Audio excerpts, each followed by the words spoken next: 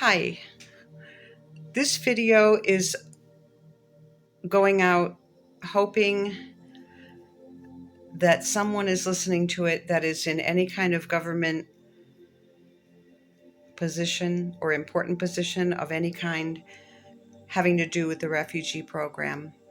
I just want to talk about the terrible hardship that this program has caused for the South African refugees.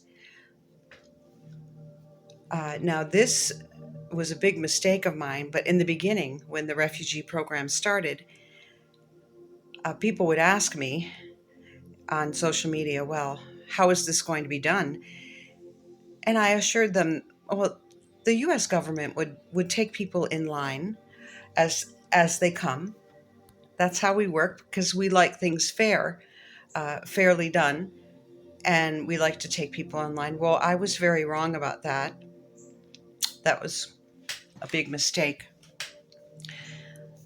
But I keep getting reminded every day of the hardship that these people have to go through, uh, with great hope that they will be lifted over here to the US for a better life, for a life free of the thought of being horribly murdered and tortured with a machete, and other things I don't want to talk about.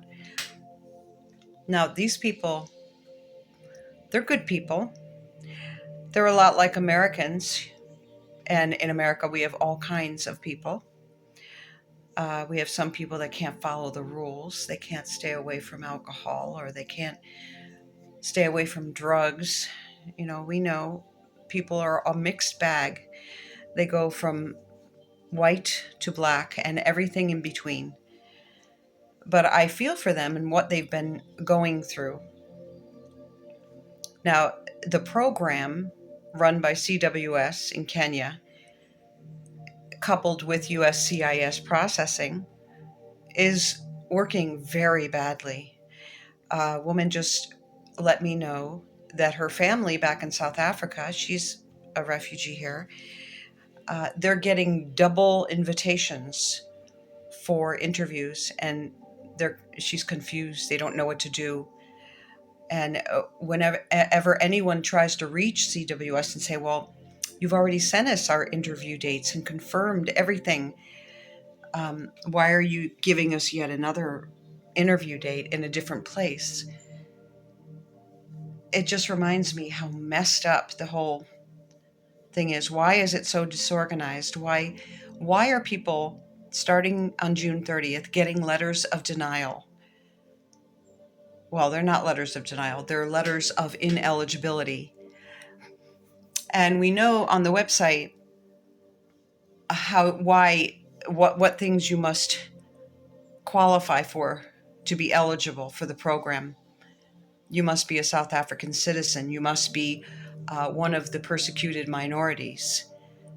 You must be in South Africa, and you must be able to articulate your past persecution or your fear of future persecution. So all of these people that got these letters, we already know that they've already jumped over the hurdles of being South African, eligible, in South Africa, eligible, and one of the persecuted minorities. So the only thing left is perhaps they did not articulate properly their persecution or their fear of future persecution. That's all I can think of. Or did they get this letter of ineligibility because you're having some big system-wide change and you're having to separate these people into, into sections, into new lines of people. You're trying to clean up the old. There are so many people that have been waiting over a year, and they see people they know that have just been contacted in May or June, and they're about to fly. And in the meantime, these people have been waiting for over a year, and now they've got this letter of ineligibility, which doesn't make sense to them. With no, of course, there's no appeal to this letter, but we don't understand this letter at all, anyhow. So people are filing for their immigration records through FOIA, and the results are a mixed bag. Some people see that they have a partial denial. Some people see that they've had a partial approval. Uh, some people, very few, are getting an actual denial letter. Now, I have 3 immigration records complete on my laptop. I've read through each and every one of them. The one it was clear why they were denied, and it was because they lied to USCIS previously to get a visa. The other 2, I read through the entire file and could find nothing, no reason for these people to be denied. These were young people. One was a single man, one was a couple, young couple, no children. I could see no reason why you would deny these good people. One of them had a lot of butterflies and lizards tattooed on their skin. What does that matter? This country is full of these people with these little things on their skin. And I think it's foolish. I really can't stand the tattoo thing. But, it's a generational thing also. It's very popular the past 2 generations. So USCIS, what are you doing to these people? How could you put a denial letter in their file and give them no reason for denial, except it's your discretion and you're denying them? And one of them said, the negative outweighs the positive. What is this all about? This is these people's lives. And President Trump wants these people to be brought over here for safety reasons, so they stop getting murdered and persecuted and raped. And how could you operate this way? What is going on here?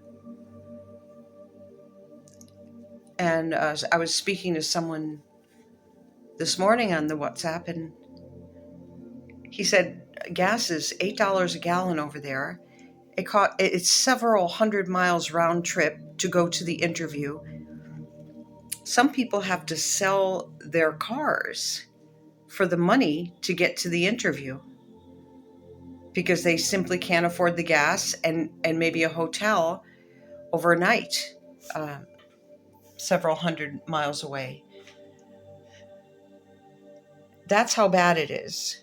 And some people haven't been able to find a job for years because of the discriminatory practices in South Africa against white people and maybe Indians too, I'm not sure.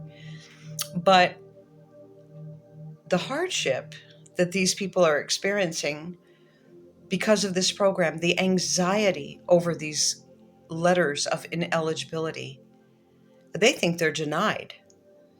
They think this is the end of the road. What have I done? So many of them are saying, we live a clean life. We've never committed a crime. We've never had a serious motor vehicle violation or anything like that. We don't do drugs. Why are they doing this to us? Well, that's what I'm asking.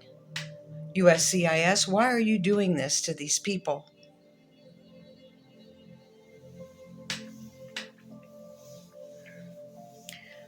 Now, there's a young family that I paid for all their documents and passports because they're just barely getting by, barely eating, you know,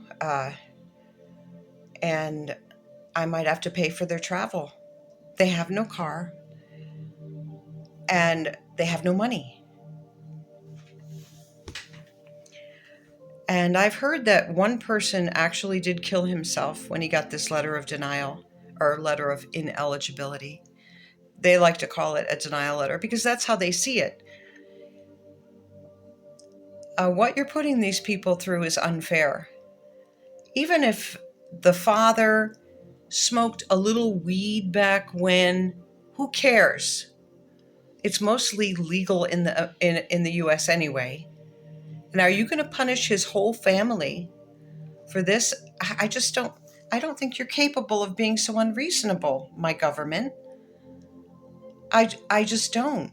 I don't think so. What about the rest of his family who would just like a chance to live a free and safe life? And what if the father has all these ugly tattoos and things like that? So what? What about his children? What about his wife? Those children they'll be good citizens. They'll come over here and be good citizens, and they will be a plus to this country. So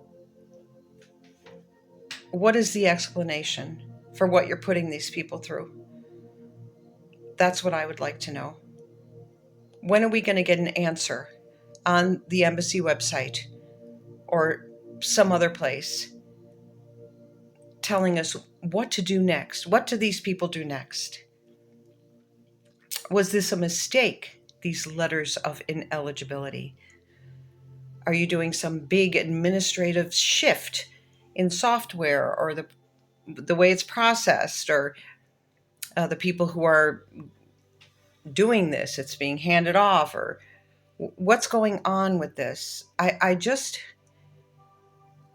refuse to think that it is really this invaded by people who are mucking up the program. It just can't be. My Americans don't act this way. Okay?